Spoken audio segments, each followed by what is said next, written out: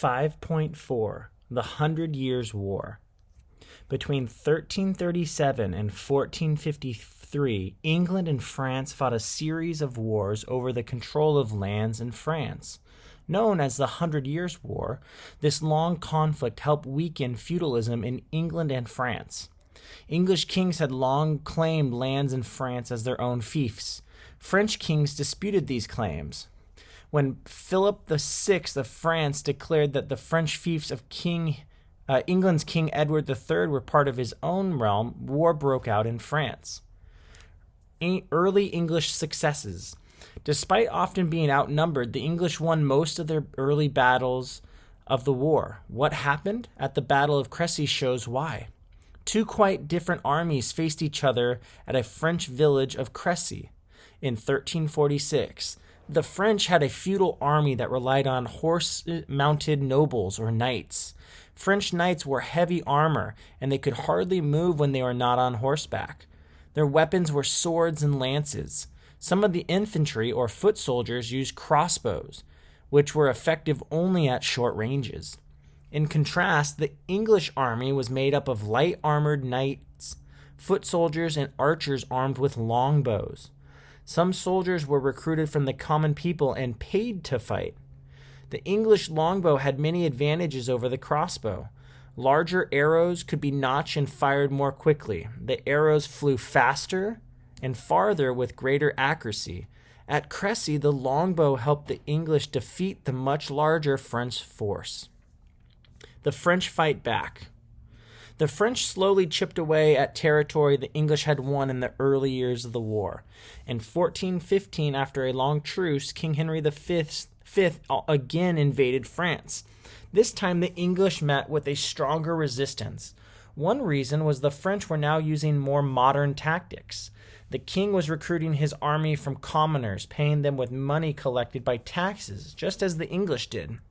Another reason for better French resistance was a new sense of national identity and unity. In part, the French were inspired by a 17-year-old peasant girl known today as Joan of Arc.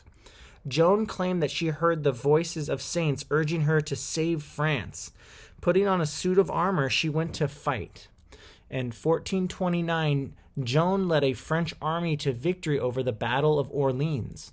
The next year, the Maid of Orleans was captured by allies of England. The English accused Joan of being a witch and a heretic, or a person who holds beliefs that are contrary to the teachings of the church and other groups, and burned her at the stake. Joan of Arc's heroism changed the way many French men and women felt about their king and nation. 22 years later, after Joan's death, the French finally drove the English out of France.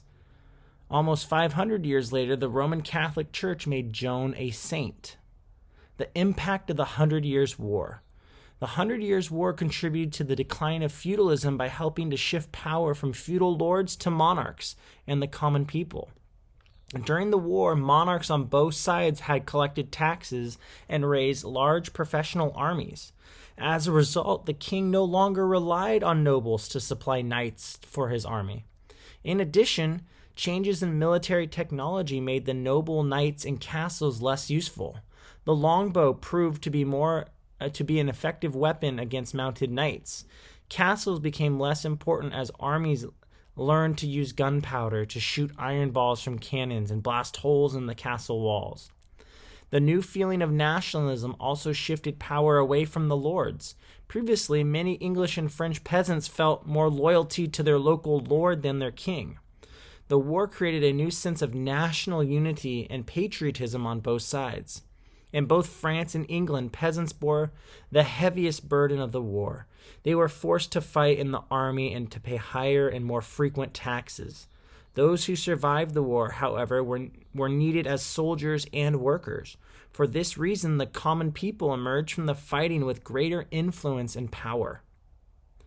5.5 Chapter Summary Review.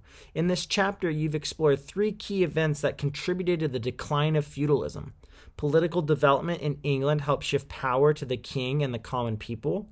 After the bubonic plague, the need for workers to rebuild Europe led to a shift in power from feudal lords to the common people, and the 100 Years' War brought a rise of national feeling to both England and France.